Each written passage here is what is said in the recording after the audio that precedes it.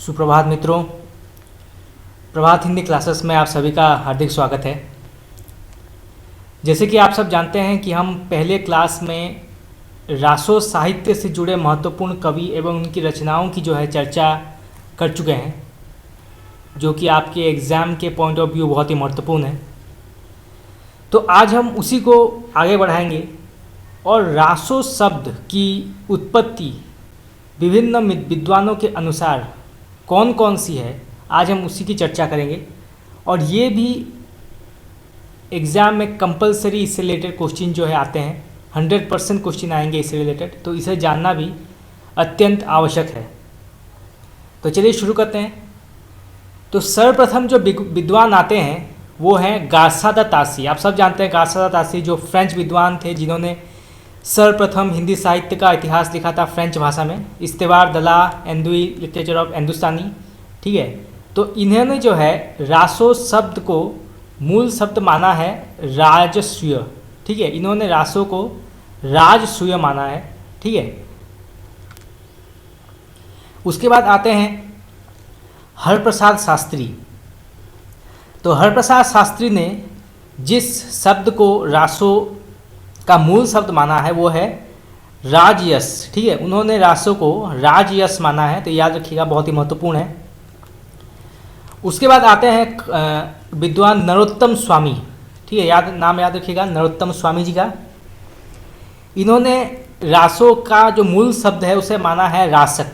ठीक है, रासक को जो है उन्होंने मूल शब्द माना है रासो का। ठीक है, उसके बाद आते हैं कविराज श्यामल दास। ठीक है, कविराज श्यामल दास, इन्होंने जो है मूल शब्द माना है रासो का रहस्य। ठीक है, इन्होंने रहस्य माना है, याद रखिएगा, श्यामल दास जी ने रहस्य माना है। ठीक है, उसके बाद आते हैं कवि राशि प्रसाद जायसवाल। ठीक है, राशि प्रसाद जायसवाल, इन्होंने भी जो है मूल शब्द माना है रासो का रहस्य। ठीक है, तो लगातार दो जो विद्वान हैं श्यामल दास और जायसवाल जी, इन्होंने रहस्य माना है रासो को। ठीक है, मूल शब्द जो है रहस्य माना है रासो का। ठीक है,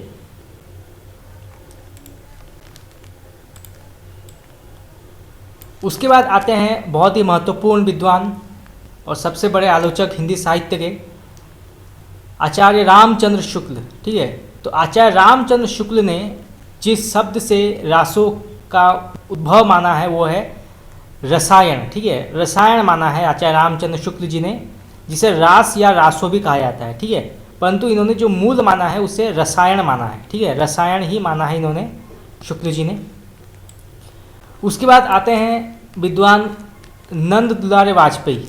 ठीक है, नंद दुलारे वाजपेयी, इन्होंने रास शब्द से उत्पत्ति मानी है रासो की। ठीक है, रास शब्द को व्युत्पत्ति मानी है रासो का। ठीक है, उसके बाद आते हैं आचार्य हजारी प्रसाद द्विवेदी।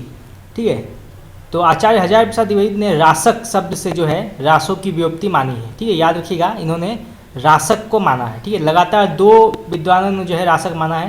पहले आते हैं नरोत्तम स्वामी। ठीक है, नरोत्तम स्वामी, फिर दूसरे आते हैं आचार्य हजारी प्रसाद द्विवेदी। ठीक है, तो याद रखिएगा, महत्वपूर्ण है। उसके बाद आते हैं कवि राम स्वरूप चतुर्वेदी। ठीक है, राम स्वरूप चतुर्वेदी जी ने राउस या रस, ठीक है, आप दो मान सकते हैं। ठीक है, राउस या रस को जो है मूल शब्द माना है रासो का। ठीक है, राउस या रस को मूल शब्द माना है रासो का, किन्होंने? राम स्वरूप चतुर्वेदी जी ने। ठीक है, याद रखिएगा। उसके बाद आते हैं कवि दशरथ शर्मा। ठीक है, दशरथ शर्मा, तो दशरथ शर्मा जी ने रासक शब्द से जो है इसका मूल शब्द माना है रासो का। ठीक है, रासक को जो है इन्होंने मूल शब्द माना है रासो का। ठीक है, तो देखिए, लगातार नरोत्तम स्वामी जी ने माना था। ठीक है, फिर हजारी प्रसाद द्विवेदी जी ने माना, अब दशरथ शर्मा जी ने जो है इन्होंने भी रासक से ही उत्पत्ति मानी है। ठीक है, तो याद रखिएगा, क्योंकि एक ही शब्द के बहुत सारे विद्वानों ने एक ही मत दिए हैं। ठीक है, तो ये बहुत ही महत्वपूर्ण है। उसके बाद आते हैं लेखक माता प्रसाद गुप्त। ठीक है, माता प्रसाद गुप्त, इन्होंने जो भी है, इन्होंने भी रासक शब्द से ही, ठीक है, रासक शब्द से ही इसका मूल शब्द माना है, रासक शब्द को मूल शब्द माना है रासो का। ठीक है, तो ये याद रखिएगा, बहुत इंपॉर्टेंट है। उसके बाद आते हैं विद्वान गणपति चंद्र गुप्त, ठीक है, जिन्होंने हिंदी साहित्य का वैज्ञानिक इतिहास लिखा था, ठीक है, इन्होंने जो है इन्होंने माना है पहला रासक, ठीक है, रासक से रास आया, फिर रासा आया, फिर रासु आया और फिर रासो आया, ठीक है। तो इन्होंने जो है ये पूरा एक पद्धति के तौर पर इन्होंने समझाया है कि पहले रासक आया, फिर रास आया, फिर रासा आया, फिर रासो, अब चल रहा है रासो, ठीक है। तो इन्होंने जो है पूरा विश्लेषण किया है रासो शब्द का, ठीक है। तो याद रखिएगा, बहुत ही महत्वपूर्ण है।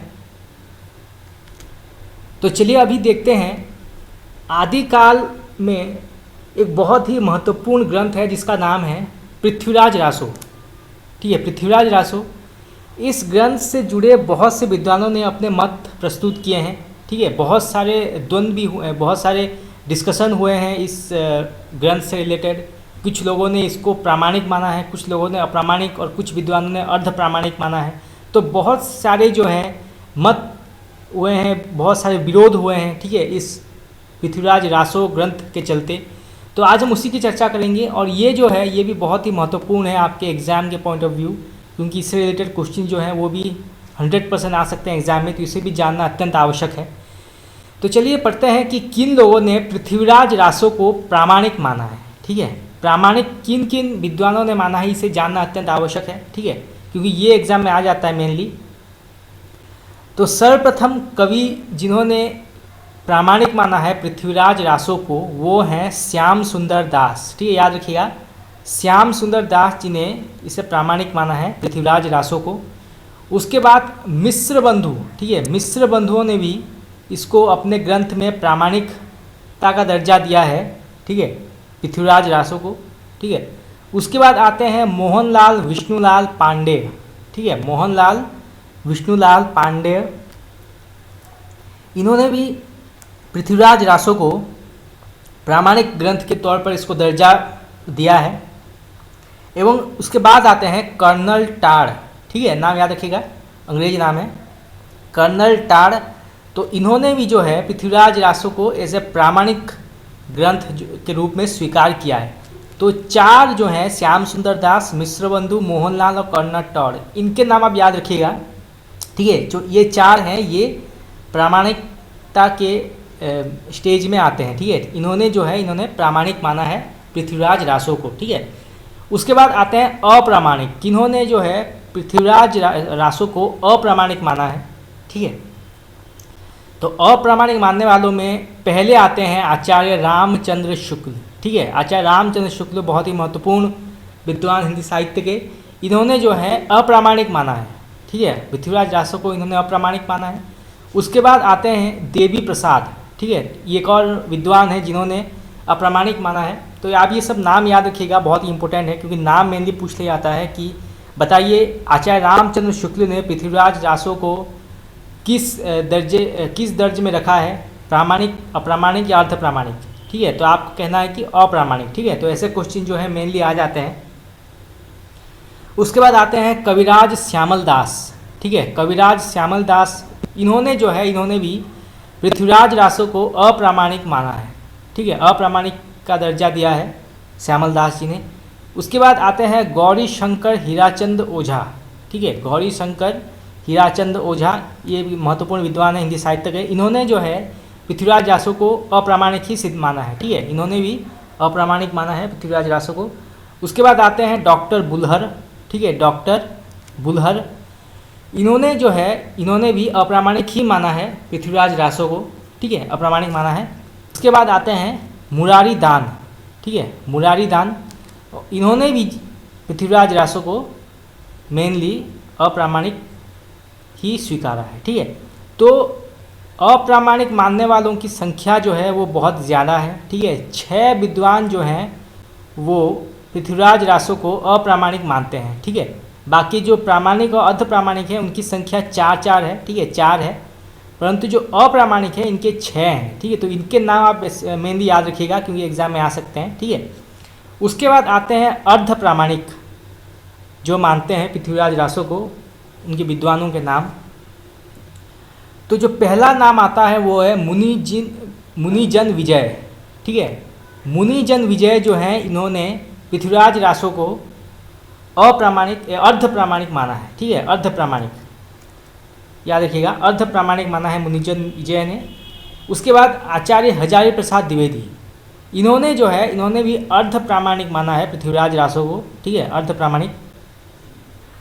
उसके बाद डॉक्टर सुनीति कुमार चटर्जी, ठीक है, इन्होंने भी जो है अर्ध प्रामाणिक के तौर पर स्वीकारा है पृथ्वीराज रासो को, ठीक है।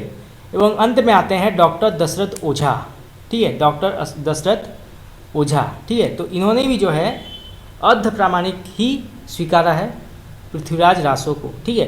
तो पृथ्वीराज रासो जो है बहुत ही ज़्यादा विवाद में रहा ग्रंथ है, ठीक है, बहुत सारे मत हैं, मतभेद हैं, बहुत सारे पॉइंट्स हैं डिस्कस करने के लिए विद्वानों के पास कि आखिरकार वो प्रामाणिक क्यों है, अर्ध प्रामाणिक क्यों है, अप्रामाणिक क्यों है, ठीक है। तो इससे रिलेटेड जो है बहुत सारे वाद विवाद हुए हैं इस ग्रंथ के चलते, तो इनके बारे में जानकारी प्राप्त करना अत्यंत आवश्यक है। तो मित्रों आज के लिए इतना ही। मैं बहुत जल्द हिंदी साहित्य का MCQ प्रश्नोत्तरी सीरीज लेके आपके सामने उपस्थित हो जाऊंगा। आपका बहुत बहुत धन्यवाद।